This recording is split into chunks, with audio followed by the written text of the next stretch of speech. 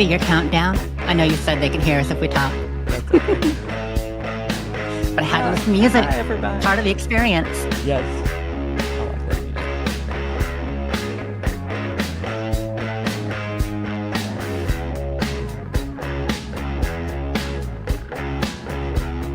Hey, Matt, what's going on? Red Wolf, hey!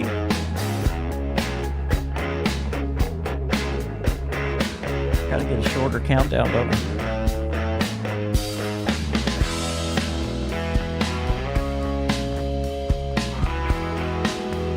Hey, Grish. Eric. Thank y'all for being here.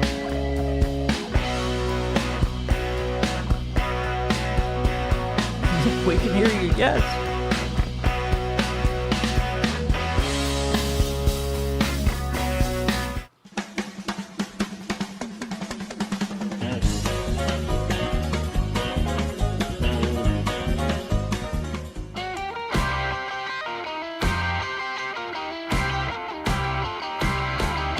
Welcome to the KingCast, the live podcast where we cover the latest Bethesda news. The KingCast is every Saturday at 4:30 p.m. Central, right here in the King's Corner. The King's Corner is the place for all things Bethesda, so if you love Fallout, The Elder Scrolls, and even Starfield, and you're not subscribed yet to the KingFanMan channel, hit that subscribe button for the latest in Bethesda news, lore, live streams, podcasts, and more. Now here is your host of the KingCast. He's not a fanboy, he is the KingFanMan. Welcome to the KingCast. I am the KingFanMan, and I'm joined with a wonderful co-host today, Jessica Starr. Jessica, will you introduce yourself, tell everybody about you, and where they can find you, and all that jazz? Hey, King. Greets, everybody. Yeah, so I'm Jessica Starr, at Sleep is for Tea over on the Twitter and the Blue Sky. I do a little YouTube, I do a little streaming, but I'm mostly known as a podcaster. It's funny because I do a lot of different things. You know, a lot of us in the Fallout community, Bethesda community are like that, right? So I'm a host of the Fallout feed, longest running Fallout, and That's mostly awesome. Bethesda these days podcast. Yes. Yeah. We used to talk only Fallout. These days there's a lot of Starfield mixed in, a little Elder Scrolls, a little No Man's Sky. You know, it happens. It's when you've been doing something for over 10 years, you start to wander. But I do that. And for the longest time, like 4 years, I got established in the Bethesda community because I had a Twitch channel, United Wastelanders Network, dedicated to showing camps in Fallout 76. You know, I love building. I love all Bethesda games, but kind of like DTD was over here on YouTube with his top 5 and all those showcases.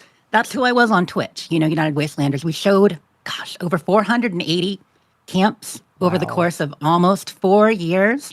Streaming weekly, doing all that, but I stopped the weekly streams about 2 years ago. And so the last couple, I do things. I'm part of the cast of the Modus Files. I do all the streams for the Wasteland Theater Company and post and edit their videos. I do lots of just random stuff all over socials. And Not of course, busy at never all, stop sounds podcasting. like. Not busy at all. Got it. You know what? If it's about Fallout or Starfield, I'm there. Awesome. That's my jam, baby. Awesome. Well, y'all please go subscribe to Jessica Starr. I have her YouTube pinned in the comments. Also, it's down in the description below, but also find her on YouTube, Blue Sky. Any other places that you want them to follow you? Her That's Twitch? the big ones. Okay. Twitch, Jessica Starr XP. There you YouTube, go. Jessica Starr. And Sleep is for Tea everywhere, which is a Doctor Who reference, by the way. People are like, what is that? No, Sleep is for Tortoises. It's a Doctor Who quote. I'm Gotcha. a Whovian too. You can tell all the Yes. TARDISes behind me here. Oh, yeah, I see that now. Awesome. Well, we have a lot to talk about today, and it's so good to have you on. Thank you for being here. By the way, if you love Bethesda, Fallout, The Elder Scrolls, Starfield, and they even cover a little Bethesda Softworks, then make sure you're subscribed to the channel. Also want to thank our members to the King's FanMan channel, the King's Crew, and all my Patreons. Thank y'all as well. And remember the Super Chat, because on days that I have a co-host, I was telling her an hour goes like that. So I can't watch the chat near as much as I normally do. So remember those Super Chats if you have a question or a comment that you really want to get in. On today's show, we have so much to cover. There's no way we're going to get to it all. But we're going to start with Fallout 76, the current news, what's going on, and what may be coming in 2026. Then we've got some huge Starfield news this week. Hopefully it's true. We'll go over that. Hopefully. Yes. We're going to talk about Obsidian a little bit. Obsidian got some news. Fallout 3 Remastered, get an update on that. Bethesda games that are coming to Switch. We're going to go over that. I'm actually going to give y'all some new games that are coming, not Bethesda games, but new games that are coming between now and June that you might be interested in. And I'll see if Jessica likes any of those. And then we're going to have some Elder Scrolls 6 discussion. And if we have time, we'll get to the Fallout projects discussion. So a lot. That really is a lot. Did we book 3 hours? What are we doing here? I know it. That is a lot, isn't it? And yes, Grish, we need more free states in Fallout 76. That is my faction in Fallout 76. I love that. Fallout 76, remember right now the mini season's going on. Love Hurts. It goes through February the 17th.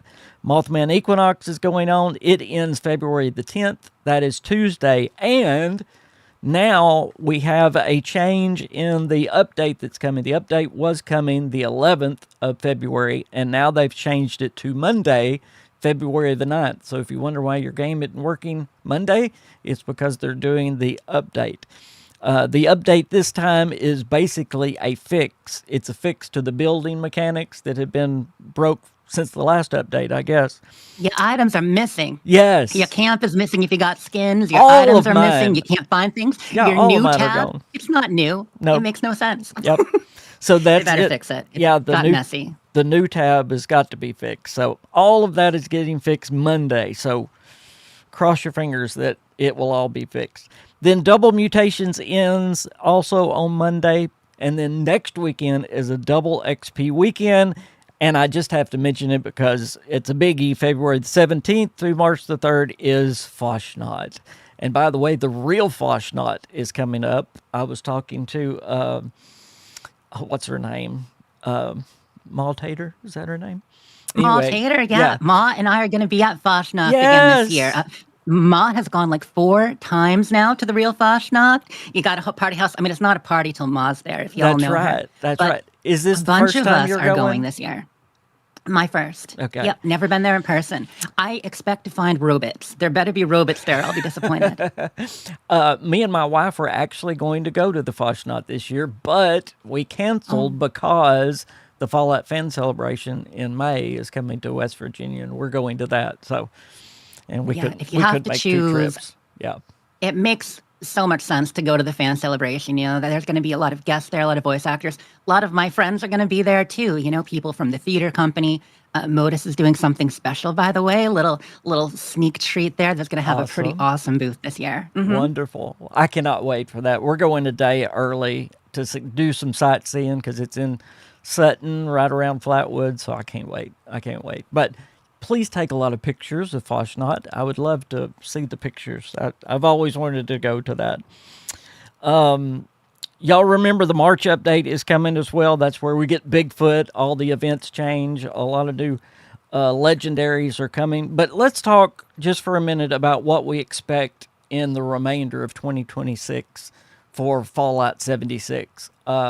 You've heard the AMAs. You've heard John Rush talk. You've seen the interviews. What do you expect Fallout 76 to have after March? And then I would love to know what you would like to have in Fallout 76 as well. So, do we have confirmation of Bigfoot coming Yes. with the March update? Like, Yes, is he that is on the PTS? He is in the seen there. PTS. I've got footage of him in the PTS. Yeah, I've played the PTS. He's there, and 4-star legendaries are going to be showing up at almost all the public events, and sometimes they will be Bigfoot. Yeah. Yep. I really like the stated goals that John and Bill and the community managers talked about during their AMAs. I don't always get to be at the AMAs live because they hold so many things during work hours, right? Yes, like they do. a lot of the time we're working, but thank goodness for people like you or Fargasia or others who try to record it, share some of it, talk about it. I usually record it and watch after if I can, log in and save it just so I can review it all because they're always meaty, you know? As far as what I expect for the remainder of the year, I like the stated goal of making it, thicker. Not just wide, like not Bigger. just adding map areas, which, Skyline Valley, awesome. Burning Springs, awesome. But let's flesh out what we have, which I totally agree with. I think map expansions were needed. Adding Skyline and then Ohio, I think it was maybe one of the most requested things because previously, what had they done with the major updates? I mean, technically, they've done 23 named updates now, major updates, because anytime they give it a name, I think we're on 58 updates total, right? 58 updates and patches. Yeah. But they've been like 23, 24 named ones, like things like the camp update, Steel Dawn, Steel Rain, Wastelanders. But those ones, Wastelanders and Steel Dawn, Steel Rain, they added stuff to the map we already had. And I think people were chafing it. Like, we all know Watoga like the back of our hand, I can I can go blindfolded from Watoga up over to, the White Spring and find my way back to the vault almost. So adding more stuff there was good. But I would love for them to add more reference to people we already have. Give Yes. characters we've met and have only seen once something more to do. Like in the Brotherhood quest line, there's a number of things down by the Ohio River, but you only see them for the Brotherhood quest line. Or say you're doing Raider Rep. You know what I mean? You're only going to the Ohio River Adventures to get rep a few times, but they don't do much there anymore. Yeah. And there are a lot of characters like that. One of my favorite regions in the game is underneath Fort Atlas. Some of you might remember, but underneath Fort Atlas, there's a bunch of caves and tunnels full of mole miners, which anytime there's a mole miner daily or glowing creature daily, go That's there. where you go, because yes. there's always, 30, 40 mole miners and half of them glowing. Well, there are a lot of them glowing down there, but it's a secret. People don't go, but just go into Fort Atlas, go into the tunnels underneath. There's a lot there, but I would love reasons to go there. Yes. So flesh out the game. Make me talk to people again. Make me talk to Paige at Foundation. Give me more about the Mistress of Mystery. That's probably my favorite faction in 76, the Mistresses, even though, they're gone, like so many of the 76 factions. Free but- states. Yeah. Yeah, I want some more free How about states. you? Like, do you want more raids or things like that, or do you want more fleshing out of these systems? No, I really, and I do believe there's going to be a raid this year. John Rush has talked about it. I think there's one coming, absolutely. But I've been a proponent for years of we've got buildings that are boarded up. I mean, the people are coming back. They need to be opening up some of those buildings. We want to see behind some of those doors at the White Spring. I mean, White Spring, amen. there is so much they can do to the map. So yes, I love it. I hope they pull it off in a good way. Absolutely. When we were up in New York, the question I asked was about Skyline Valley with them closing down Milepost Zero. Skyline just doesn't have enough to me. There's really one event plus the nuked event. And he did talk about wanting to do something. He said there's a new enemy moving into Milepost Zero, so I don't know if we're going to get an event down there. I don't know if it's going to be story content, but I would love to see more in Skyline Valley. And I would suspect that too. may be coming. There's some great areas to build there along the periphery. Sorry, I often go to building. I'm one of those. But like that tree house and some of the fields, there are some great mountains. But the majority of Skyline Valley is a little bit too dark red, especially since they changed the lighting a little bit. It's just a little bit too dark and dramatic sometimes. And it's not a fun place to be. Yeah. Whereas give us reason to go there. Absolutely. The caravans were fun when they worked. I'm one of the people who enjoyed them as long as your Brahmin didn't get stuck. Milepost Zero, that was fun. So give me a couple of light events there, or activities as they're going to call them after the next update, right? Yes. Gris says, bring back the Free States. Raleigh Clay's whereabouts is unknown. Bring him back with the Free States from other Appalachian areas. Reclaim the mire. I just love the Free States. I wear Free States uniform all the time. That's my jam. I love the Free States, so I would love. Yeah, well, they had such a good story, the story of Abby and her bunker, all the quests there, getting the Very rad sad- shield. Was it sad Ella? story, yeah. You learned how to make. Oh, wicked sad. Yes. Yeah, some of those characters there, so good. But Free States, I mean, they're also people that a lot of us respect. The Yes. idea of standing up against what was happening at the time. Like, Yes. Simple things. I would like to see them do some more with the responders at the White Spring Refuge. That kind of just sits there now. And there's actually an enclave tease in that. The first person you talk to is an enclave member. I mean, it's easy to see that. I can't remember her name. Orlando. There you go, Yeah. Orlando. So there's Talking a about lot Orlando. there. Yeah. And then nobody's mentioning that they were teasing big time about the Interloper with the fishing update. So you would think they're working How with that cool is sometime. that? Yeah. The Cthulhu stuff with the captain, the creature, like they do all these. I really think one of the things they do when writing, creating things for the game is to make sure to give us things to hook on. And like Yes. for us with our fan theories, but also them in the future if they want to pick it up. Yes. Problem is, a lot of the time they don't. And I so you're know left it. with all these hooks I and know stuff it. to think about. The But the game. White Spring, I was going to say with the White Spring, when they brought that into the refuge, at first I was a little unhappy. I mean, it's been a while now, Yeah. but the White Spring was such a place for a lot of us to go, and they closed off the theater and stuff that we actually used. Yeah. I love the idea of it, but I think what they wanted to do was to make a central location where players could congregate, because one of the things with the game, in the early days, we congregated at the White Spring. Then we got Wastelanders, and suddenly we were split. Like some White Spring, some Foundation, some up at Crater, but you'd never all together. Then Right. Nuka World on tour gave us a place where we all crafting in there. And because you need, for a game like 76 to do well, you need a place to hang out. Yes. You know, not just YouTube and forums, like in the game where you can be sure to run into people. Right. But they still diluted it. Like the refuge was never quite that because it was instance and only 4 people could go in. 4, sorry.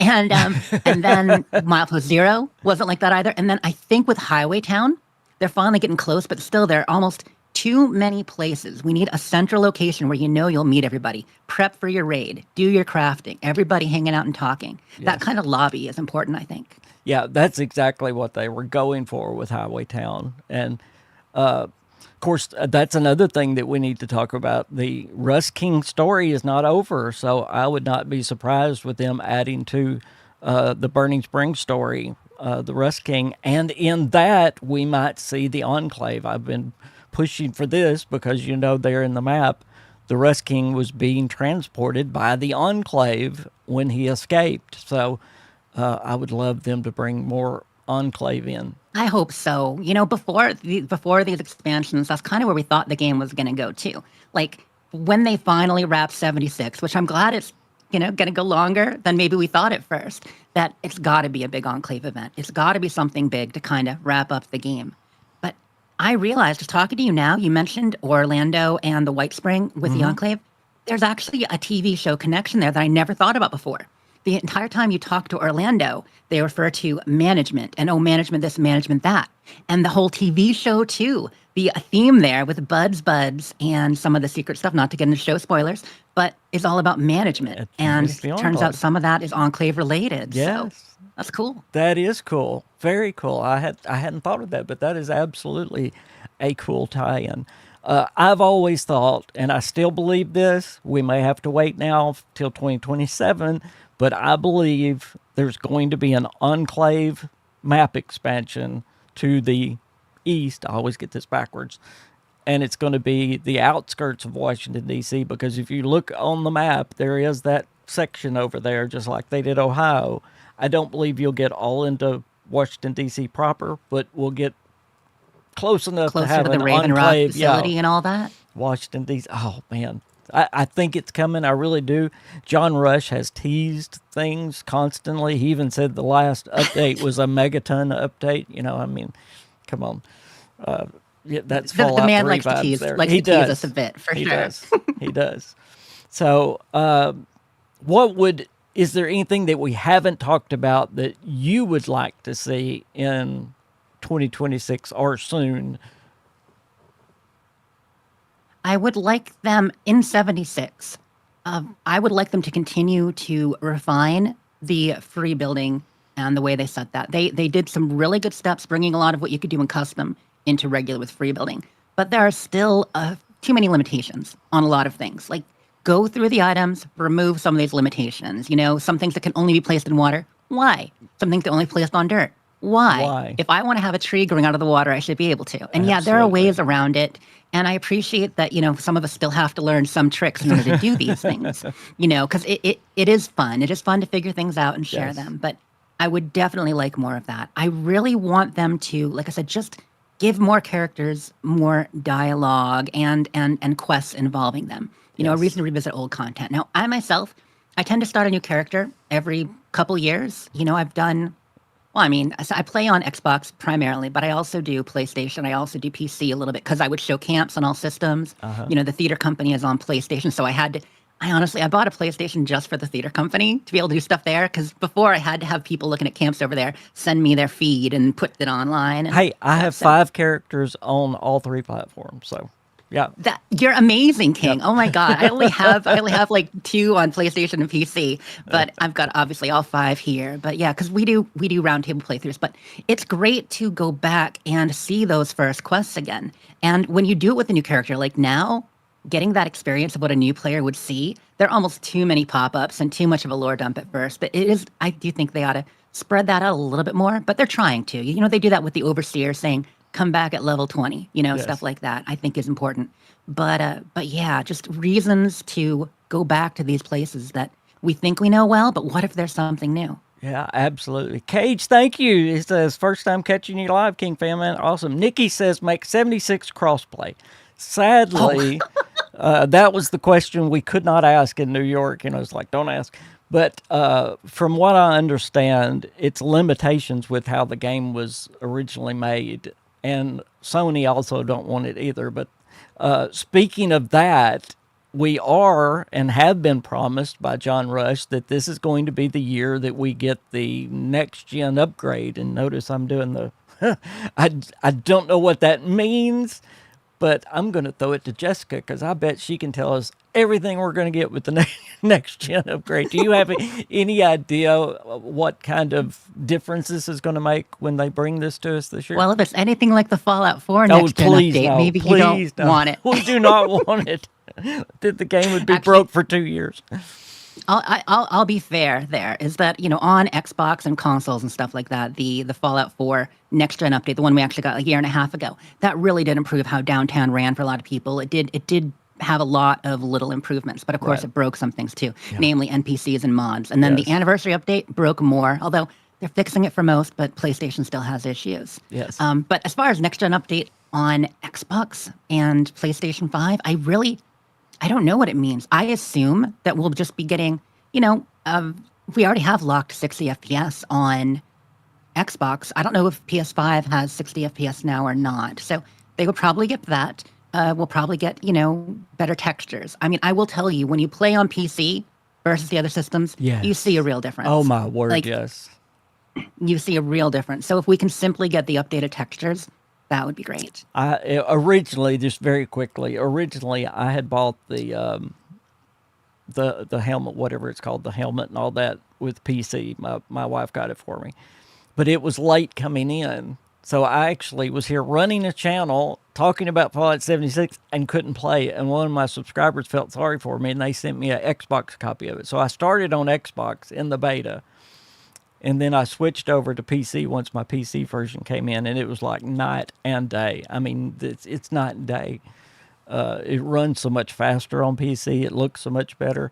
So, yeah, there is a big difference. So I hope they can make that leap for the platforms. I think that would be... And we can even lightly mod it on PC too, which, I mean, I don't know if you have, because obviously I you have can't do any not. mods that affect the game, but you can do client-side mods. Like I have a mod for sparkly trees that I love. We actually had a perk card loadout mod before they put it in the game. Yeah. Way back when we could just hit Neat. different keys and switch our perk loadout. It was great. That is awesome. All right, let's move on to Starfield because, believe it or not, we've been talking almost 30 minutes. Gosh. Starfield, Wow. an insider from Poland, which, by the way, he has a pretty good track record. He has He called does. the dates on several things, but he has said that the Starfield PS5 port, and I imagine the DLC and all that is coming at the same time, is coming April the 7th for Starfield. So... yeah, Red Wolf. Starfield, yes, thank you for the super chat. And I don't know, Jessica, if you know, we have a tradition on here that you get a Walter if you give a super chat. So You're an idiot. you're not an idiot, Red Wolf, but that's your Walter. That's why Walter's in it. And Elvis, of course. Elvis has got to be here. But some have called it Starfield 2.0, but some have said, now keep your expectations low.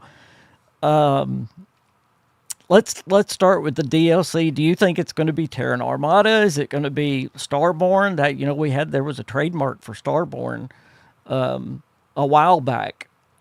Any ideas on what you think we're going to see with the DLC? So I have seen some of the upcoming stuff for Starfield, so I Awesome. can't speak on that. Can't speak. But We've got can't one, speak on y'all. We've got one. We've specific got one things. live. That said, Yes. the way I look at stuff with Bethesda is that when you see certain things, like even when you're not under NDA, it's important to kind of act like you are. Yes. In that, we get information. I'm friends with a lot of verified creators and stuff like that. So I have seen some of the stuff. But as far as what we're actually getting for the update and DLC, I think it's going to be multiple things. I too. think it's fair to say that if you remember the tweet they originally gave us March of last year, almost a year ago now, 10 months do. ago, and they said, we've got a lot planned for this year, updates coming. They used the plural. A few of us tried to get some people. I tried to get someone for the Starfield Lorecast to come on and talk about the game, and they said, we're going to wait till after we do these updates. And so there were a lot of things to make me think, okay, there are multiple things. So I think Terran Armada is probably... I'm assuming it's the big DLC. Like, I'm assuming there's going to be some kind of story thing to it because there's so much to it, Yes. Does it involve the Terran Preservation Society? Like, have they been doing stuff in secret? Right. I mean, these are rich people. These are rich people on their yachts and at their parties, and we know that rich people get up to stuff. So maybe they've got a whole private army coming. They're going to try to take back over part of the UC or something. Maybe it's something else. But we've got that. But I also think they've talked about the cruising Yeah, the light cruise update, mode, being able yeah. to go, being able to go between systems. So I think we get that, but I think that what should have been in patches, because the game has not had an official Bethesda update. I mean, there were like 2 tweaks last year, a couple little tweaks, but since the Doom Yes. DLC, which was worked on by Kingath, but it was published as an official Right. Bethesda release. Okay, so the Doom Creation DLC in December of 24. So that is 14 months ago.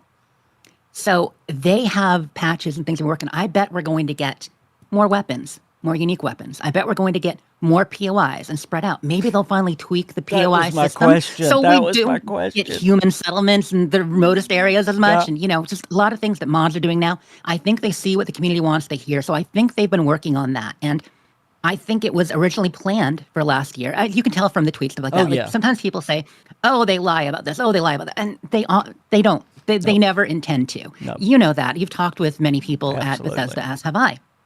A lot of great people there. They're not trying to ever misrepresent what they're doing, but there's only so much they can say. And in development, plans change. And they are under they're under Xbox now at Bethesda Game Studios, and Xbox is under Microsoft. Yes. And there are layers and things change. So I have a feeling that if they were not, most likely, it hasn't ever been said out loud officially, but if they are coming to PlayStation, that some things may have been put off for that. Yes. And other things that they could have given us in updates, they said, we're just going to roll it all out at once. One big We're going to thing. make it big. We're going to make it beautiful. Like the way Todd talked about the reaction to Shattered Space and the idea that some people were whelmed by it. Yeah. They definitely, and Well, he they said wanted if- a little he more. And Said, he's like, well, if he we said the held car vehicle, should have been part of it. Yeah, exactly. yeah, the RAV8. And I don't think it needed to be. I'm glad we got the RAV8 separate. I'm glad we got, maps in May of 24. And then we got the creations added and everything in June of 24. Like, this was progressive. I'm glad it happened that way. But maybe people would have been nicer to Shattered Space if If you would it have gotten came it out all. with all that stuff. It's true. Yes. In a way, I think Shattered Space suffers from the same thing as Skyline Valley. Like, it was gorgeous, but also depressing to hang out there for too long. So dark. Yeah, that's a lot to do with absolutely with Shattered Space. Nikki, thank you so much for the super chat, $2 super chat, and he said the same thing. Starfield, we've got a lot of people excited for Starfield. I love to see it. What am I, doorbell? No, you're Yeah, not. can Shut I up, check in on Walter. chat here real quick? Absolutely. Red Wolf has a comment. I think it's the original Children of Earth that left on Arcs years ago, and they're coming back to take over the settled system. Like, that makes sense. Yeah, these are old Terrans, just like we met, above what's the name of the Paradiso Paradiso, on the yes. ship there? Yes. There may have been other ships and arcs, and some of them may have been more militarized. I mean, think about the Varun, right? They were technically a colonization arc that things went awry. He had a vision, and they settled on this planet, and they were more militaristic. So absolutely could be. That But yeah, would be so I have a great. lot of hopes for Starfield. And like I said, I've seen some of it, and I think people being excited is reasonable. But Good. I also think the people saying 2.0 are probably overselling it a little Oversell, bit, yeah. as you would expect, because of the fact that, at least in our opinion as Starfield fans, Starfield doesn't really need a 2.0. It would be nice to have some overhauls of systems, absolutely. But it ran well from the beginning. It was Yes. probably one of their least buggy releases since Oblivion, Yes. as far as that goes. In fact, sometimes I think they played a little bit too safe.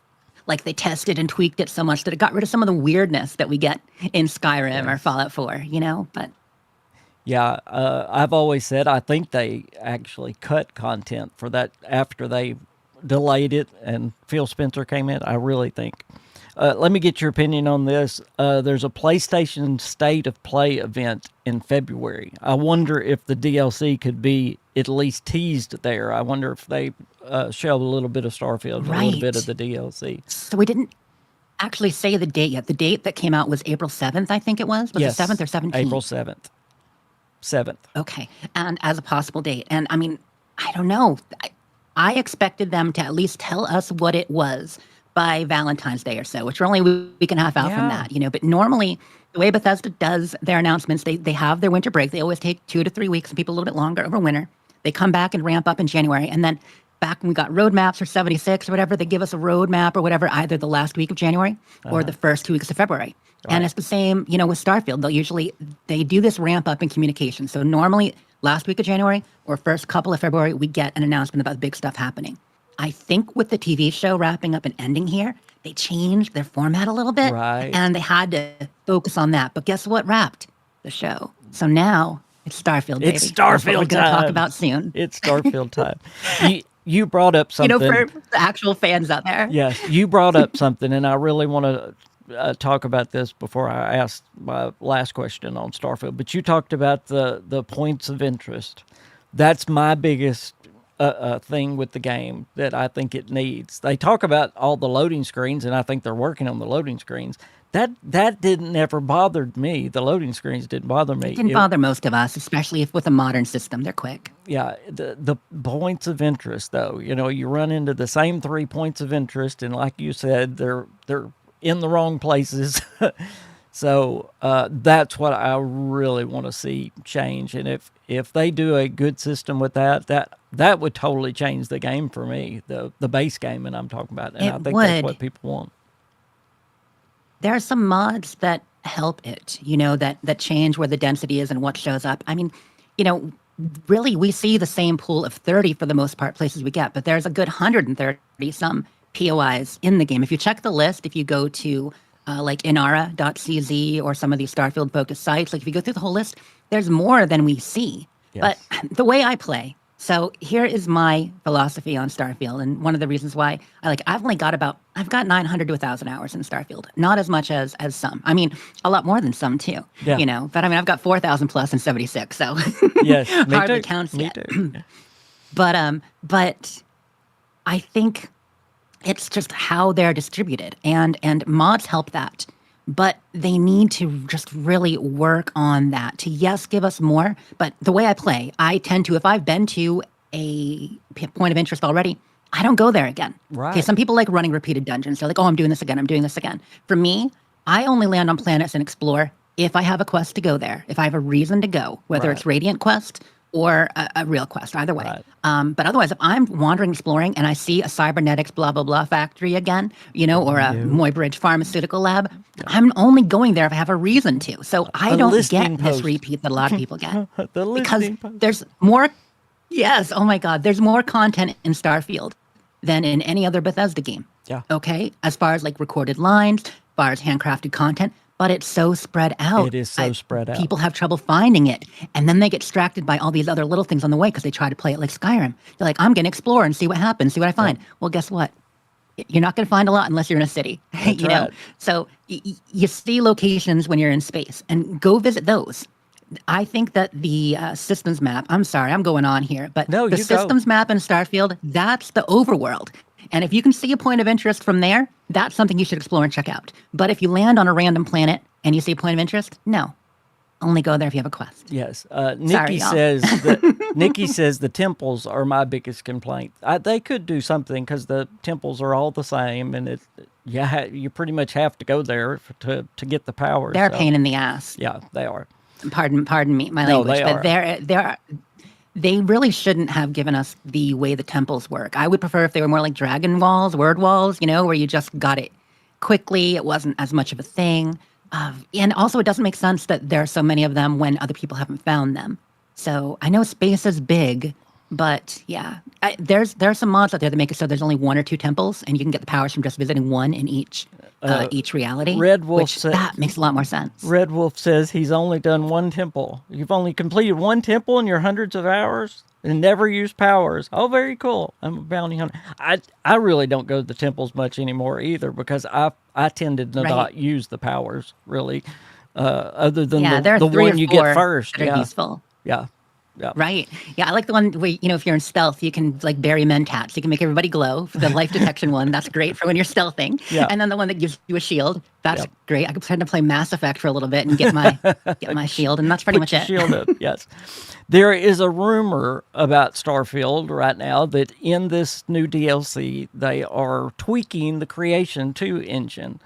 And I believe it was Jess Gordon that actually said that he had heard that they are putting some Unreal 5 tech into the Creation engine, which is part of the reason is to cut down on loading screens, but to make it more, as Tim Lamb said, to make the space travel more seamless and more rewarding. But what is your thoughts on? And by the way, he went on to say that Starfield is kind of the test bed for the creation upgrade, and if it works out well, it'll be in the Elder Scrolls 6 and obviously Fallout 5. What is your thoughts on just the creation 2 in general? Because it gets way too much hate than it deserves. Oh, And definitely. and this possible upgrade. So I don't know much about the Unreal upgrade, but with every game, they do a lot of work on the Creation engine. That's how we went from Gamebryo to Creation, which was very different between Skyrim and Fallout 4.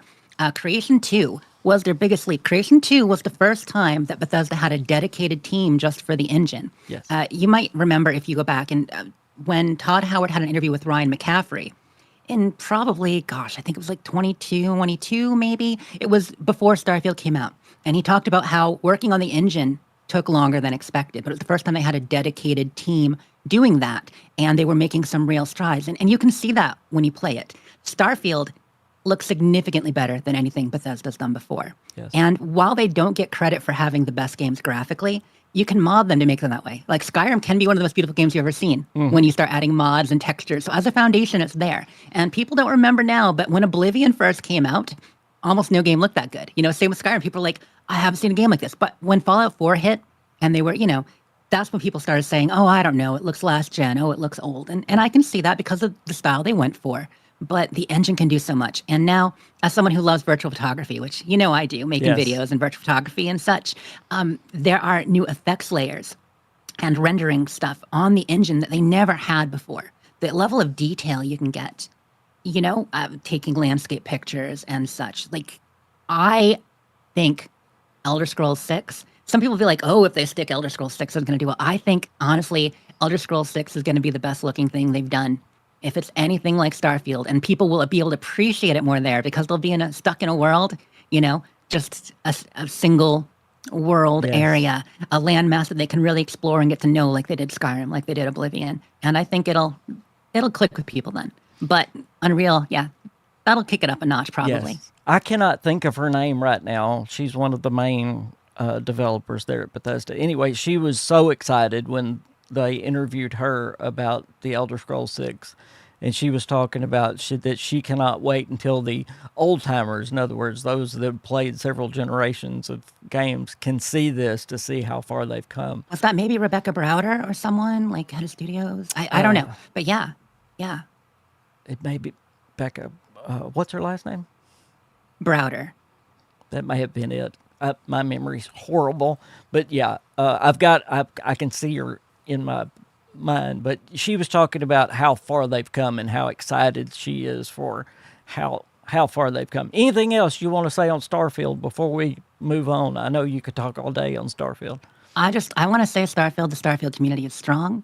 There's a great community out there on Twitter, on various social medias, on YouTube. People don't always see that.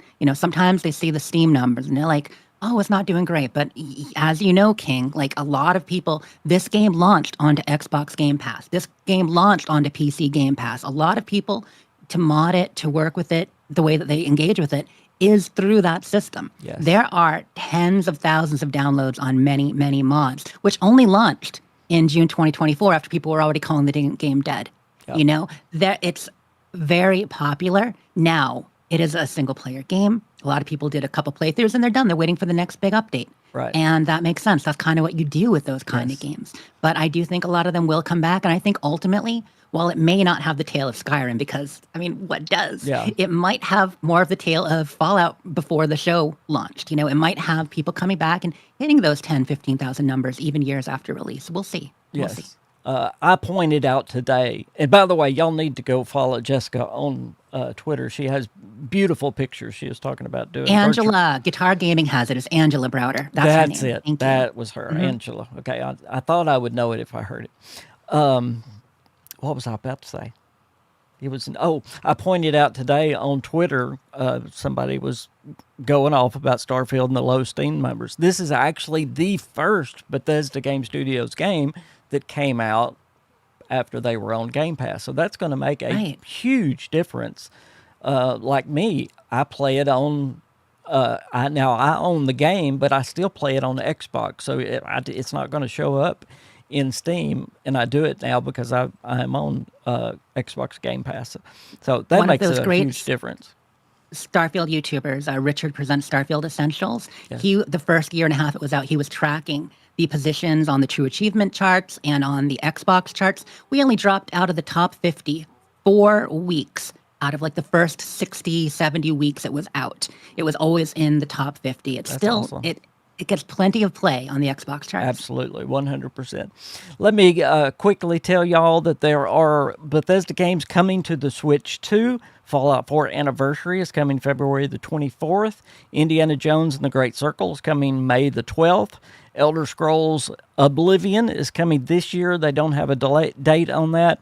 And if y'all watch my video this week, Starfield Switch 2 port is delayed, and it might not come out. They're having optimization problems with Starfield. Quite possibly not coming. They've had that with a few games.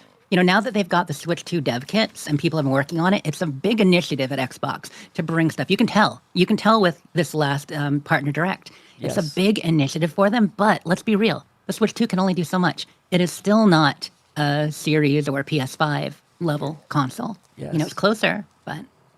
I was going to talk about Obsidian, but we're already 15 minutes from the end. I cannot believe it. The time just goes quick. You want to go long, King? I know we can. We're going to have to.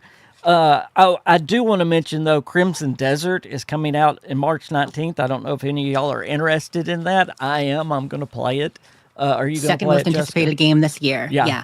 Fable #1, Crimson Desert #2. Let's go. Yeah, it's not on Game Pass. It's not a day one release on Game Pass, but it is on Xbox Play Anywhere. But March the 19th. If y'all don't know anything about Crimson Desert and you like RPGs, you need to look it up, because that and Fable are the two non-Bethesda games that I'm really interested in this year. And notice that they're both kind of open worldy RPGs. They're still our bag. But Crimson Desert, it looks like Dragon's Dogma 2 crossed with Elden Ring, crossed with Skyrim. It's got a lot of good stuff. My only worry is performance. We have yet to see a not pre-rendered video for the most part. Like, they've done gameplay, but not live. So right. We'll see. Right. Fallout 3 Remastered got a little bit of news this week. We heard from another insider that, yes, it's still in active development. Well, we already knew that. Fallout 3 Remastered is the worst kept secret since Oblivion Remastered. Right. The remakester. That's how I Yes. refer to it. The remakester, because it's almost a remake, but not quite. That's so, right. Yeah. And people, it's funny. Because I think you were part of this too. Like Bethesda told a couple of us to let people know, to kind of spread the word that the countdown was not about the remakester. We Yes. try to tamper it down. Not a hater, because I firmly believe that Fallout 3 Remaster is happening. I expect it next spring, Yep. with shortly before the third season of the show. I think it'll be I right would not around be the TV surprised. show. Yep. Exactly. I've been saying that for a while. Maybe Fallout Day again, maybe the anniversary maybe. But I expect, next spring, a little less than 2 years from when the Oblivion Remaster came out, which is actually, pretty quick Yes. for a full remake. Well, they did say, this is what Bethesda's saying about it anyway. They're trying to ensure that it's well polished. That sounds like they're getting close to it being done, if that's what the developers are saying. So Yeah, not that they've admitted that it exists yet. But, no, of course not. But I but if agree, it was. I agree with you 100% that I think it's going to come out around the season 3, whenever that is. And we know that they're starting filming season 3 this spring, in May, I believe. So do you think we could possibly get season 3 by December, or is it going to go into 2027? No, if you look at the amount of time between, they wrapped filming on last season around, it was end of January, early February, and then we got the show launching in December. So give them 10 months. So say they wrap in August, you could expect it, April or May. It wouldn't surprise me if they originally launched the show, was it April 8th for season 1 in 2024? So yeah, I would expect April. Or May. By the way, if y'all are down to go a little bit longer today, Jessica's already said she was, and I would love to talk about Elder Scrolls 6. I know more than 10 minutes, so we'll probably go maybe an extra 30 minutes at least. So if that's all right with you, Jessica. I'm okay. Yeah, I got all the time in the world. Yay. If we're talking Bethesda, what else am I Yes. going to do? Play Bethesda games? Yeah, Of that's what I'd be course, doing. So of we're course. good. We also know, of course, Fallout New Vegas Remastered is coming. Now, I want to ask you this, because I've been one, and I may have to really backtrack on this. Y'all know how strong I've been believing that there is a Fallout spinoff at least coming at some point in time. However, this is where I'll bring up Obsidian. Because I know it's come out that Obsidian was contacted by Microsoft twice about Fallout. Of course, it was when Microsoft was panicking when they didn't have anything for the first season. They wanted some Fallout and they wanted it quick. But Obsidian just got word that The Outer Worlds 2 underperformed and that Avowed underperformed. And what they've released now is that Obsidian is going to try to do shorter, cheaper, less development intensive games. Well, that's not a Fallout, obviously. Right. And some of that is rumor and speculation. We know about the not doing well. Avowed fell a little short of targets for reasons. Outer Worlds 2 seems fantastic, but you know what? We had so many games last year, and the time it came out, honestly, it just kind of came out when everything was busy. And it's in a lot of our backlogs, and maybe it'll get that long tail cult kind of status going on. Obsidian, they are working on something big. Despite these comments about the size, because, Tim Kaine went back to the studio. Yes. They rehired John one of Gonzalez, the writers. lead Yes, John, writer for thank you. Fallout New He went back Vegas. to, there are a lot of people who have gone back to Obsidian for a project that's probably not what you're thinking, as Tim said. So, okay, it's not a Fallout spinoff, fine. But we know that they're doing something with all these players there. We don't know what Josh Sawyer is working on. I think they'll continue to maybe aim for the AA space for the most part, but it could be really, really good AA, like Outer Worlds was, Avowed mostly was. Avowed's biggest miss was not having just a little more dialogue to sit down, take a break, hang out with shopkeepers, talk to people around the town. It was a game where you had to just go, it was an action RPG. You talk to your companions in camp, Yes. you talk to people you got to go to for quests, but you couldn't just wander and talk and chill in the world, which the game loses something because of that. They went too far on the streamlining thing. I know we're not talking Obsidian too much, but so the next Avowed update comes out, February 17th? And that's Yes. going to have photo mode and New Game Plus, so we'll see. Yes. And is it Avowed that's releasing on PlayStation this year? I believe that's right. I have it in my notes Yeah, somewhere, but yeah. on I think it's February 17th, along Yes. with the There. update. Yeah. I wouldn't mind to see Obsidian do something like a more, like, not just huge open world Fallout game, like even a more, because they do story, choice, and consequence so well. I would love to see a more story type Fallout. Just any Fallout. I just want more Fallout. Oh Is God, that I do bad? too. I mean, I want In Exile. I know they're working on Clockwork Revolution, but Wasteland 3 was so good. Yes. Classic, isometric with some great cutscenes, hilarious humor. I played the heck muffins out of Wasteland 3, and I, Yes. I would love seeing one or two in that engine or a new game, Yes. but Well, but I yeah. can't wait for Oh, Clockwork Revolution. That's another one that I'm excited about. I've got mhm. so many games that I'm gonna have to play. All right, let's move to Elder Scrolls. Are you a Elder Scrolls fan at all? I actually became a fan of Bethesda with Morrowind was my first. Awesome, So awesome. What yeah, a about great game to become a 2001 or fan. so. Right? Like Yeah. I was like a lot of people, growing up in the 90s, I was playing my text adventure. I'm well, not the graphic adventures and stuff like that, Yes. Gabriel Knight and like the early Civs and some RPGs like Might and Magic, but then Morrowind and Yes. oh my God. So yeah, no, I'm a huge fan. I actually would have said that Elder Scrolls was my favorite game series of all time until probably 2020, 2021. I'd already been podcasting about Fallout. I'd already been talking Fallout. It was my second favorite series, but Fallout didn't become my favorite until probably 4 years ago. It was Elder always Elder Scrolls in my Elder heart. Scrolls is still my favorite. It's still Right? my favorite. Did you play Elder Scrolls Online at all? I have a little bit. I've gone back to it a couple of times. Just the way it's set up. Maybe I'm just not an MMO person. Maybe that's what it is. I love how Fallout 76 is set up as a multiplayer. I don't like how the Elder Scrolls Online is set up. It's less Bethesda Game Studios like, and you can tell Yes, that they didn't make it. Bethesda Game Studios made 76. They didn't make right. ESO, And and it shows. that's probably where I get that.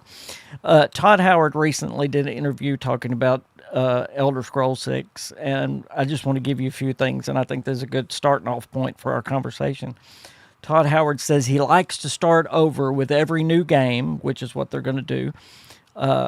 He likes to look at certain mechanics. I really don't know what he means by this, but he says he looks at certain game mechanics and how they make you feel. I don't know what in the world that means. But then he likes to see if there's anything unique about the world. And I've talked about this a lot on the KingCast. Todd talks about every game needs a hook.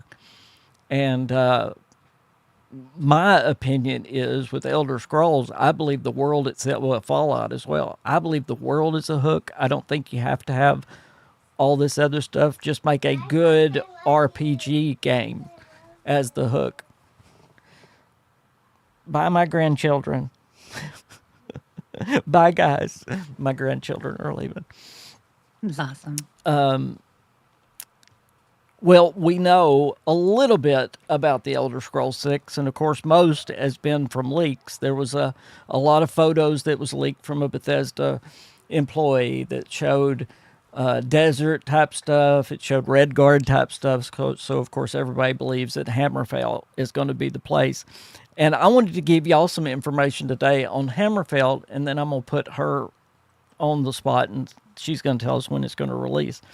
But did you know that Hammerfell is the most diverse biome territory in Tamriel? Most people think of the desert when they think of Hammerfell, but Hammerfell has a lot.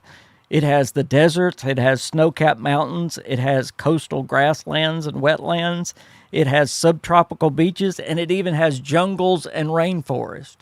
Right, like the island of Stros Mackay down on the south side near the bay there. That is very jungly, and it's got the jungles on the south side. It's got the Alakir Desert, is the big desert, which people always think of when they Yes. think of Hammerfell. But there's a lot more to it. Yeah, we've never had a jungle type that I can think of in. Right. In lore, Cyrodiil was. Like, there was a reference to Cyrodiil in some of the old books that you can read that called Cyrodiil a jungle. And then we went there and we're like, yeah, Colovian Highlands, Yeah. the Gold Coast, not exactly jungly, I wonder if they but couldn't it pull it should be. off, is why they changed it. I wonder if that's what.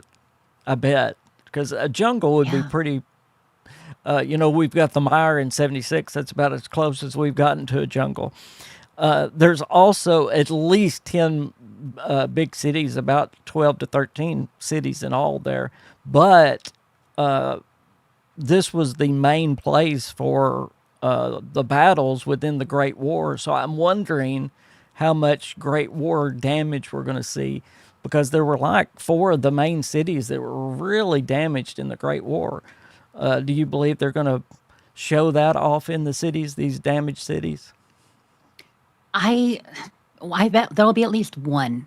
You know what I mean? They'll have at least one where that's really apparent. Yes. That the show that Hammerfell managed to hold off, the high elves and all that coming in, because they were one of the places that made the stand, like towards the end, Yes. before they had an agreement with the Empire.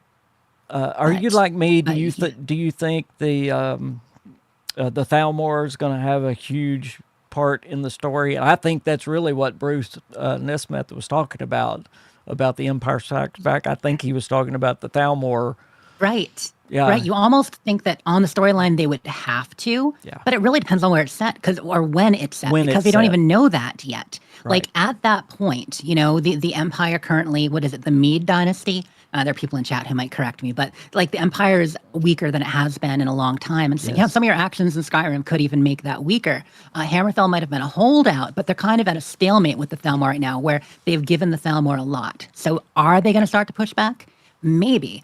And maybe that's what the game's about, but maybe it's also going to be, because I expect most Bethesda games, there are 7 to 9 cities, Yes. in the Elder Scrolls games, right? So I don't know that we'll get 12, but we'll get a number of smaller hamlets and larger cities. And maybe now that they've gone bigger and bigger Right. with Starfield as far as the size, maybe they'll be good size. But I have a feeling that the quest will be something separate, but the overarching, how we had both the Civil War Yes. and Alduin Yes, in the dragons, Skyrim. yeah, right. So I think that whatever the main quest is doing is also to lead us to a MacGuffin, to an item, to an artifact, to something that will help in the larger war against the Thalmor. But I don't know how much that's actually going to interact with the main story. That's great. Yeah, I'm with you. City-wise, I think they'll probably do, the 10 major cities, yet 1 or 2 of them might be extremely damaged, which would cut down on Right. the work quite a bit. All right. the whole winter hold kind of thing, Yes. right? With half the city damage there. Yes. Yep. Okay. The elephant in the room is, when are we getting this game? Do you have any idea? What is your idea on when the release date may be? Are we anywhere So close? I think you actually know my opinion a little bit on that, because you and I think, are both a little more optimistic than most. Now, I actually, in Elder Scrolls 6, I don't know if I ever mentioned this on the Fallout feed to people. I actually have a little bit of influence, or a little thing happening in the game that I may have worked on. So you may have heard, Juice had talked about it in a video a few months ago, and some other people have. So at least this much is public. Along with the UESP led the charge, but a few of us creators who have done stuff with the UESP, that's the Universal Elder Scrolls pages, Yes. we actually have an NPC going into the game. Yes, that is and I helped amazing. work on that. That's Yeah. awesome. So so Is very there excited Is there about anything that. that you can tell us about it, or no yet? The NPC itself, I can say that they're based on the Lorana roleplay, which is some classic roleplay that happened in the Elder Scrolls forums back in 2005, 2006 or so, and that character being put in. How any of that, I can't say. Right. I can say that some people from the USP have seen a bit of the game and may have Yeah. sat in on a meeting with some people Yes. and seen a bit of it. I was not present at that meeting. So, I can't say any more than that. But Yes, I have heard big But rumors of a big playthrough. Yeah, yeah. So but I think that must mean it's getting closer than a lot of people think. well, that's the thing. I think it's closer than some people think. Yes. My estimate is either fall 2027. So we're talking just a year and a half from now, Yes. to fall 2028. Now, I have an In-N-Out burger bet with someone that for 2027, I'm really only about 40% thinking 2027 is probably more likely 28. But I'm willing to bet money. I'm Yeah. willing to bet burgers on 2027, I have October, November. I have been saying 2027 for a long time. Psycho says November of 2027. Of course, See, Todd likes fancy little things, like the 11 11 11. Me and Joey Caps came up with Elder Scrolls 6 in 2026. It rhymes. That's what they need to do. Bring it to us this year. It rhymes. No, they're not coming I this mean, year. Even if it was I would ready, love I to. don't think they would, and people will disagree with me. But with GTA coming out and all that, I don't think No, anybody there are wants to certain do games you that. don't want to compete with, and that's one of them. Yeah, it's different audiences, but to be fair, GT is a lot of people's game or audience, at least to check out. It'll at least take, over the media and the stories and everything at the time. But there is this idea that Bethesda releases games really slowly and they keep slowing down and it takes forever. And honestly, that's really overblown. Just like some of the hate directed at Todd, just like some of the complaints about the creation engine, it's overblown. The Yes. truth is, the longest they've ever taken between games was 76 to Starfield, and that was still just under 5 years. Yeah, and it's It because of was like the 4 engine years is and what, 10 and months. COVID. We got to remember COVID Engine was and in there. COVID. Yeah, Yep. Their average is still about 3.8 to almost 4 4 years. years Yep. between games. Yep. Skyrim to Fallout 4 was 4 years. Fallout 4 to 76. People say, oh, it's a different team. It honestly, a lot of the main studio worked on 76. Yes. People forget. Yes, Austin led the charge on making the engine multiplayer and a lot of that and doing the content afterward, but they actually didn't as much as planned. But Yes. people from the main studio were leading on it. They actually lost some devs from Maryland who didn't want to do multiplayer and working on it and just like, yeah, this is not my thing. But then you have people like, Nate Perkypile, who was, main studio worked on it. Like a lot of people did. They designed the map. The majority of the map was designed by the main studio at Bethesda HQ. So they did a lot of that. And then they stayed longer than they intended to because after it was a bit messy A on messy. release. They helped work on Wastelanders. Yeah, it wasn't until Wastelanders that really it was almost solely Austin with a few other people. Yes. I don't know if you've heard any of my rants lately, and I don't really rant when I rant, but it seems like people, of course, we forget, we older people, and I'm not putting you as old as me. I know you're younger than I am, but we people that are not kids. I mean, you think about some people, all they know of Bethesda is the last 10 years. That's all they know. I mean, Right. because they're just coming into Fallout gaming. 4, 76, and Yeah. Starfield. Yeah. And Oh, and Blades. what I try to get across, we're not going to have 10-year game cycles just because we had the COVID and the engine upgrade for Starfield, and it was a brand new IP that they were doing as well, which is going to take longer. I mean, Right. put all those three things together. But Yeah, 4 to 5 years at most for most of yeah, their games, I think. but is people are what we're looking at. determined. Every time you talk about Bethesda, it's going to be 10 years before we get Fallout 5. No, it won't. No, it absolutely No, won't. no. Fallout 5, I would, if I had to guess, I'd say 30 or 31. I mean, 2031, not 30, Yes. 31. Don't want to go 1,000 years. Yeah, right. But yeah, 31, maybe 32 at the latest. But no, I expect, think about 4 years between games as Yes. being your average expectation. And they have multiple studios. Bethesda split up into multiple studios now, and that's how we get some of the mobile stuff. We got Castles, we got Blades, we got Shelter. We got the Virtuos Remaster. Okay, the Remaster is separate. There's someone in chat was asking, do you think Fallout 3 Remaster, that was guitar gaming, do you think Fallout 3 Remaster will be released in the same year as Elder Scrolls 6? And that is a darn good question. It's a Because possibility. if it did come out next spring, Yeah, if and they then, do, right, I think they'll do it 6 months apart, and I think that's kind of what you it would were be at least alluding to. 6 to 10 months apart. That is what I would think would probably be 6 to 10 months apart. Yeah. But it does make 2028 a little more likely. And here's the thing. Todd in the past, they put stuff out before it was quite as ready. Starfield was one of the very first times that they delayed longer for polish. And in a lot of ways, it was a good thing because, like we said, it launched more polished. But he wanted to do Yes. only 4 years. He was going to do it 11/11/22, Yes, right? And then we that's didn't get right. it till September 23. And I think a lot of that was Phil So Spencer, not Todd. I think, I do. yeah, I really And think I Todd think that wanted to get it if he out. has his head, they'll still aim for extra polish if they can. Yes. But I bet they're aiming for fall 27 if they can do it and willing to hold it if not. Yeah, absolutely. I think if it comes out in the same year, I believe Fallout 3 will come out first, because if Fallout 3 comes out first, then it's going to sell. Oblivion, me and Joe was talking about this on our podcast. It was in the top 10 for when it came out of the year. It was a huge seller. So, Fallout 3 is going to sell, especially if they do it around the season 3 of the TV show, which me and you said that they're probably going to do as well. Okay, the last two co-hosts, I've asked them these questions, so I think you'll agree. I think it'll be check, check, check. But there are a few things that I would love Bethesda to get back to, or maybe do a little bit better in these areas. And the Fable reveal is really what got me thinking about this. The living population. Yes. Is that where you're going? Yeah, that's the first one. They've got 1,000 handcrafted Great minds. NPCs, full schedules.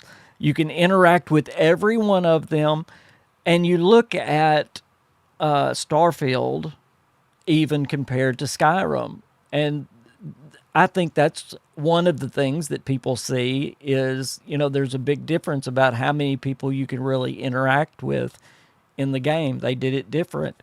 There's the scheduling system is not the same in Starfield as you had in Skyrim. The Radiant AI system for the NPCs, not Radiant Quest, but Radiant AI, the way it was, first implemented in Oblivion and then Skyrim and Fallout 4, they pulled back on it. Yep. Part of that's because of scheduling, the fact that every planet has their own day-night cycle, everything like that. So you can leave one place at 2 in the afternoon when all the shops are open, get someplace at 11 at night and constantly have to stop, sleep, wait for them to do that. So that was one of the big reasons they did it. They also took cues from Witcher 3 and other games that were really popular that were open world, where 90% of the population are dressing. They're not there to interact with. Like, you can a little bit, but they're very basic. They're just there to make the world feel alive, look alive. And so they stepped away from the way they'd always done it, where everybody has a name, a routine, a schedule. And then in Starfield, there's a good, 40-50% of the population that is simply awake and doing stuff during the day and then not at night, but they don't necessarily all have a home. They don't necessarily all have, a name and all that, but a lot of them still do. Like, there are a lot of NPCs that have day-night cycles and things they do unless they're shopkeepers, but people mostly interact with quest givers and shopkeepers, so they don't realize that some of the population, maybe 20-30%, still has that full routine. Yes. Another 20-30% that are related to quests and shops do not. They are much more locked in position. And then there's the last 40%, which again was set dressing. Yeah. And it made the world feel more alive, but look more alive, I should say. But it didn't make the world feel more alive, and that's the difference. Yeah. I had always loved how Bethesda had done it compared to The Witcher. In fact, I'm not a huge Witcher fan. I like the series and all that, but Witcher 3 just wasn't for me because of some of those differences. I like to talk to the NPCs. I like that there's a lot of immersion there. This next one goes right along with that, and my people are going to laugh because they've heard this for 3 weeks in a row as well. But, in Starfield, you get your choice of marriage is 4 people. Really, 4 people. Right. And I've said if you're a heterosexual male, you've got 2 choices. If you're a heterosexual female, you've got 1 choice. It's really tough. Whereas in Skyrim, you pretty much have the whole population. Anybody, you had the amulet of Mara on, you could marry him. This is not an amulet of Mara I'm wearing, but yeah, that's exactly how it worked, right? And but spouses were also more limited. They give us greater detail, but then they pull back on that. And Fallout 4 had such a good balance. All your companions in Fallout 4 seemed real. They had their quest. They had this and that. And you couldn't marry them all, but you could have a thing. Right, exactly. With them. And I thought that was a good balance. They really do need to make that wider. I honestly, King, I think they're going to return to their roots in a lot of ways. I think the last 3 games Bethesda Game Studios have done, they've gotten more and more experimental. People they're just making the same game over again. But no, they add in these systems. They added in the whole building and settlement system. And then they brought that into every game after. They went live, and suddenly we've got live, service games in everything. And then with Starfield, we get ships, we get spaceflight, we get modular, not just outposts, but also our vehicles we fly that we can then walk around in while we also pilot them and all that in space. Starfield is a good 50% new mechanics, despite the fact that superficially, when you're on a planet doing things, it's still the same engine, And I think that they've seen all that, they've learned stuff from it, And I think Elder Scrolls 6, they're bringing us home. Yeah. We're going back to Tamriel. I have faith. And you kind of got it to an extent because they have had missteps along the way with these past games. Right. Let's be real. That it's going to come out that it may be a little janky. It may still have the classic Bethesda issues, but I think they're going to bring us home. And I Yes. think people will be happy to have it. I hope. I just hope people will recognize it when it does happen. Speaking of that, do you think we're going to, because a lot of people think we're going to get boat building and ship sailing or castle building. I think there'll be something. I lean toward the castle thing. That's what Todd Howard had on his notes for Skyrim. You know, he wanted to build your own castle and to be able to be the landlord of it.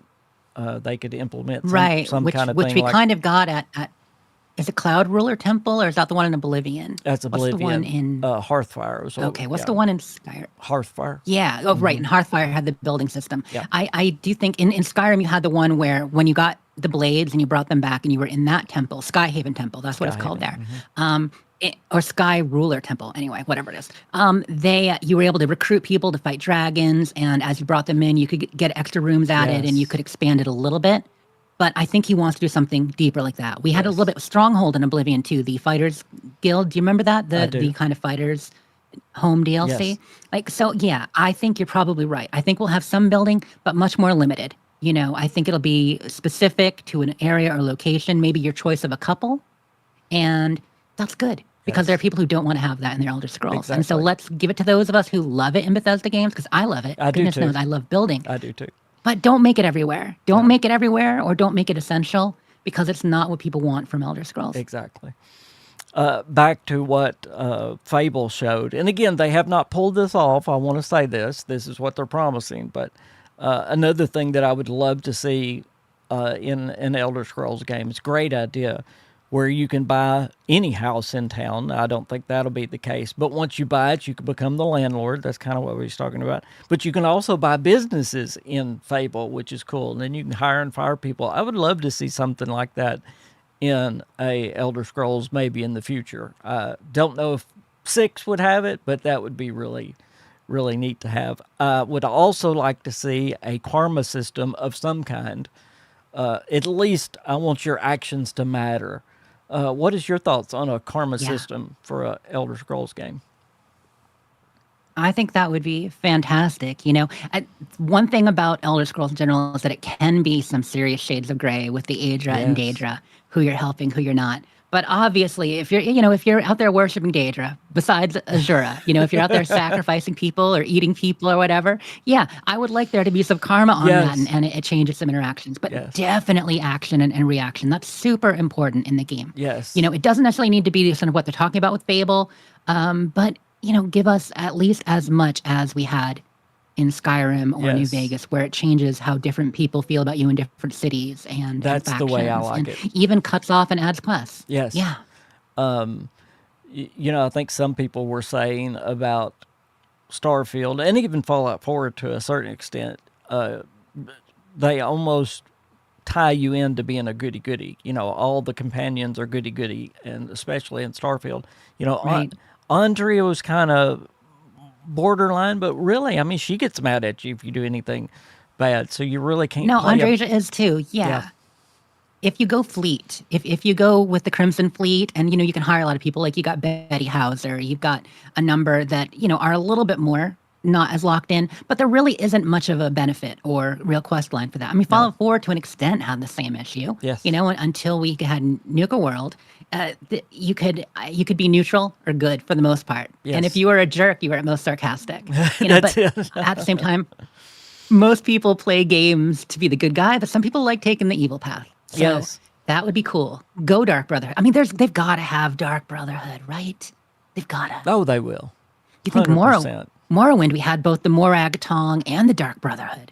Like, there is so much lore to Elder Scrolls. It's been 15 years. Take me back. I want to go back, King. But see, I would love to see them like, if they have a Heroes Guild and Dark Brotherhood, I would like to see you have to choose one or the other. And I know in Skyrim they didn't want that. They made the choice that, hey, we've made this content. We want people to be able to play it.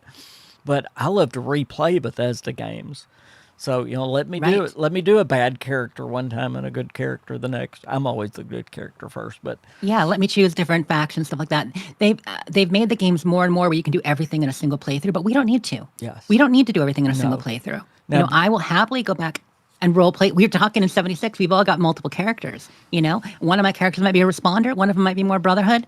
yes. Let's make one of them Enclave. Give me a chance. Bruce, I think it was Bruce Nesmith that said that they should take some cues from Baldur's Gate. Baldur's Gate 3, the fans have spoken. It was a hit. But I really think it all boils down to everything we're talking about. It's choice and consequence. And that's Bethesda has struggled with that. They give you the appearance of choice, and those choices go back, whether you say yes or no, it goes back to the same, conclusion. Right. So, Doesn't need to be a ton, but does need to be some. yes. Yeah. Absolutely. And I think everything we're talking about here, the karma system, all that goes down to the choice and consequence. And the choices you make literally can affect the world you're in. That's a big thing for me with an RPG. I want to think I matter. And the choices I and make we matter. could do that in Skyrim. Your choices in the Civil War made a huge difference. You would change who was Jarl. You would change what cities liked you and didn't. And Yes. some of the characters. And we need more of that. Yes. I really agree. I really agree. And I think a karma system would be cool. But even if there's not karma, give me reputation, a fully fledged reputation system. 100%. All right, let's pick up some chats here. Have you picked out any that are good? Let me go back and look at some of them. I know y'all have been talking away, and I bless your hearts, and I thank y'all for watching. And I hadn't been paying attention much. Let's see. Rotten Luck says, also add better ways to be passive. So many times the game forces you to kill something before you can progress, especially early game. Yes, I love to see those playthroughs. Yeah. I'm going to play Fallout without killing anybody. I love those. And yeah, they've really forced you into situations lately. I think that's a great point. Would you like to see something like that in future games? I love the more choices, definitely. the better. Let me do a speech playthrough, let me do Yes. melee, let me do different play styles and choose my own path there. Absolutely, you can be passive. And in the speech system, people talk about dialogue a little bit while we were, Fallout 4 is by far the most notorious because it was voiced. And they took a hint there too. It's one of the evidence, that Bethesda really does listen to us and Yes. implement what they can. They said, okay, voice protagonist, we're going to pull back from that, Yes. and we're going to give you more things. Because I don't want 3 ways to say yes and 1 way to say yes, but you're dumb. Yes, exactly. Usually the 4th option. Exactly. Sarcastic, So yes. no, give me more real dialogue. Yes. Aaron says, this is a great point. In Elder Scrolls 6, I would like to be able to talk your companion into going bad as well. They say that would be I would love, because that would feel like you're having an effect on the people. Anything Right. that does that is so immersive. They've got to with Elder Scrolls. I mean, you could do the Thieves Guild and travel with Carlia. You could do a lot of characters that you could have Serana. Like we need characters like Serana, who obviously, vampires, right? Yes. In Skyrim. Like we do need a mix of moralities and a mix of companions for different play styles. 100%. We're quickly running out of time, but I do want to ask you about Fallout 5. I hadn't asked you anything about Fallout 5. Number one, do you think it's possible that development has already started on Fallout 5? Is it possible they're doing because Bethesda Game Studios has never done that before. They've always done one at a time. They'll have one in pre-production. I'm wondering, though, with the push that Microsoft is making on Fallout, if they're going to try to speed up Fallout any. I'm guessing pre-production only. Yeah. I really am with how the studio works. And I think fracturing the studio more and shifting focus too much, it wouldn't be good for them. Yeah. I think it is important that the main studio focuses on one at a time because they haven't been.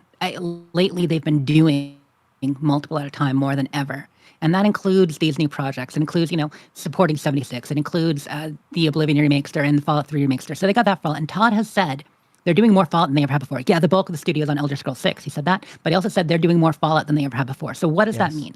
It means Fallout 3 remakes are most likely. It means maybe there is a spin-off in the works that they're working with somebody else to do something Fallout related, which I really think they are, even though we know nothing about I it. do too. And then it means pre-production Fallout 5, but not main group. Yeah.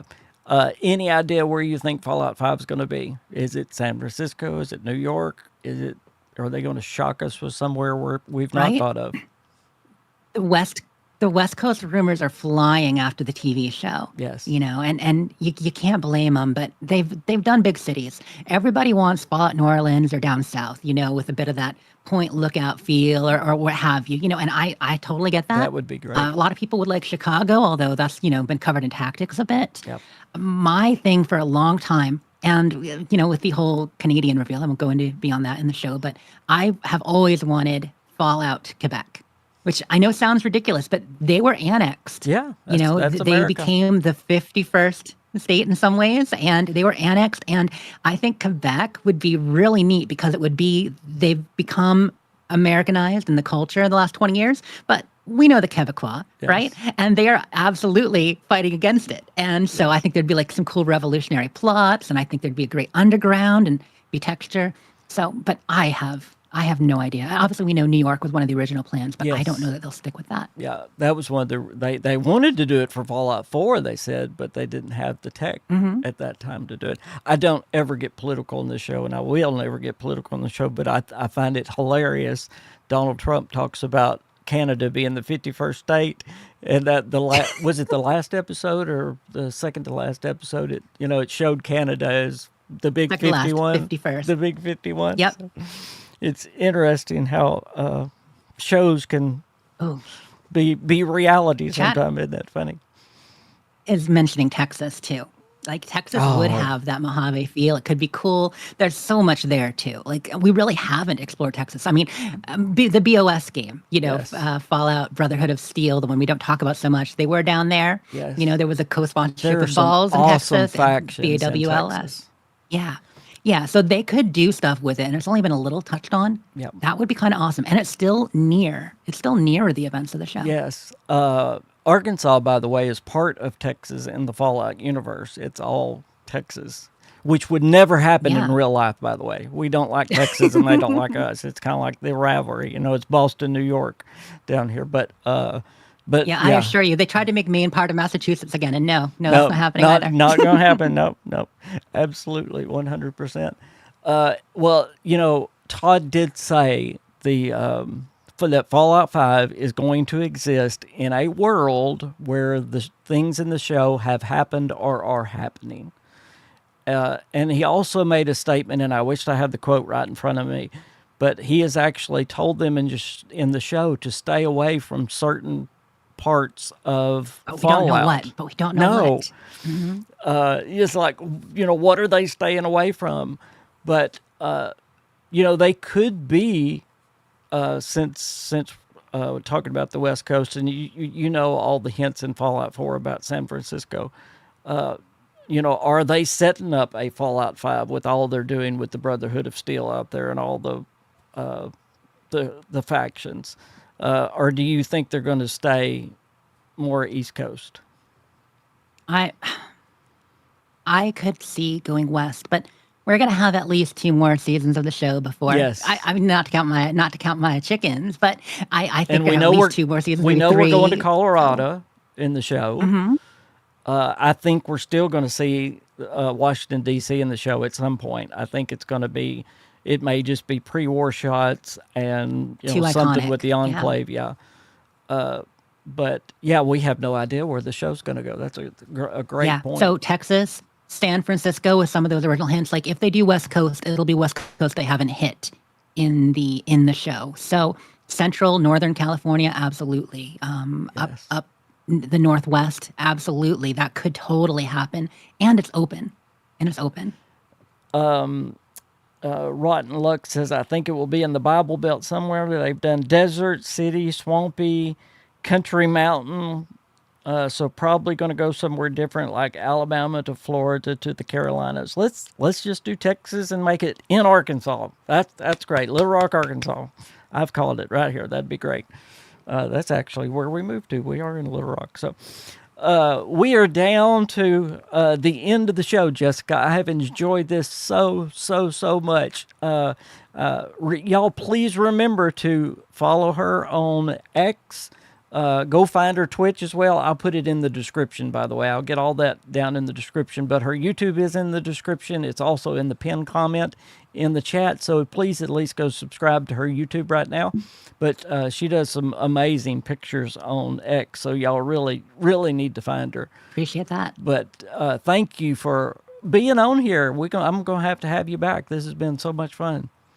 It's been my pleasure talking to you, King. It's wonderful. I listen to you. I listen to Bethesda Brothers occasionally. And, when you show up with Mississippi Queen, love having her on too. This is such a great channel you have here. I love it. I've been privileged to do a lot of fun things over the years. Just recently got to interview Wes Johnson for StarCon. Yes. We've got another convention coming up, the C3 convention in March, going to be happening. We're talking mods and such like that. Awesome. Done some interviews for that before. So keep your eye out for C3 coming up. And there's a lot planned this year. Fallout for Hope has some great stuff happening, and the fan celebration, which you might be going to. It's going to be a great year for Fallout again. Yes. Good Lord willing, we're going to be at that fan celebration in West Virginia. Can't wait on that. And it's the year of Starfield, guys. We're getting Starfield at some point. Hopefully it'll be that April 7th, but we know we're getting it at some point. Do you have anything else you want to say? You've got the floor if you want to say anything. Ain't nothing like putting you on the spot, isn't it? The Starfield community is strong. Yes. The Fallout community is strong. If we all have our own opinions and own favorites and all that, but I love it. I love the conversation about the games, and the Elder Scrolls community is awesome. So yeah, Bethesda in general, I love it. I just shouted out the couple things I have coming up. Oh, I should say one more thing. Please do. So I am going to Foshnok next weekend, like I mentioned, and we're going to be doing a charity poker tournament too. So next Friday on the El Gato Pub Twitch channel, which I'm Jessica Star XP on Twitch, but I work and help with a lot of other channels. I do a little bit of everything, We're going to be playing poker from 1 to 6 p.m. Eastern on Friday for charity. Going to be myself, Ma Tater, my girl Shreds, Pedernales Falls, Katie Mean Green, number of people from the community. And then we're doing Foshnok on Saturday with Penny. A lot of you guys, some people who go to Best Virginian, a lot of people who do stuff around 76 and Fallout will be there. So excited to share photos. But yeah, if you want to see some bad poker playing, I'm not a shark. Our girl Renee co-hosted with you a few weeks ago, right? Yeah, our girl Renee is a professional dealer for cards and all that, and she was gonna do it for us, but couldn't get Valentine's off. So we're gonna be roughing it.